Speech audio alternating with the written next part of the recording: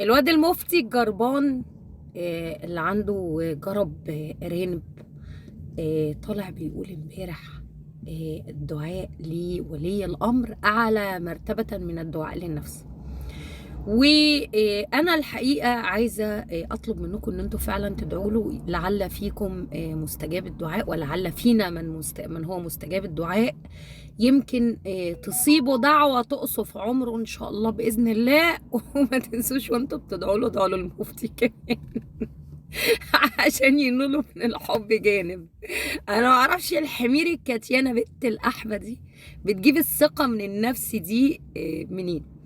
مين قالك يا فشاخة هتاكة المفتي يا عرس يا ابو قرنين ان في حد بيسمعك؟ ولا انت اصلا فارق عن دتيس حد، ولا حد بيحطك في دماغه، ولا كلامك ده بناخده على محمل الثقة ولا محمل الجد؟ احنا كلامك ده بناخده من بقك كده، بنعتبر ان هو طالع من حتة تانية مش من بقك، وبنقوم حاطينه في مكانه وعاملين عليه فلاشنج. فلاشنج دي عشان انت حمار طبعا، خريج المدارس المصرية معفاه مأملة. يعني نشد السيفون، شد السيفون على كلام فشيخة هتاكة فضيلة مفتي الديار المصرية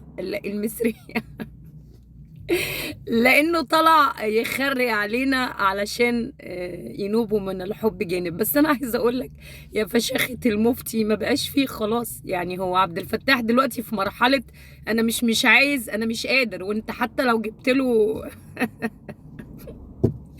مش قادر خلاص. عبد الفتاح انت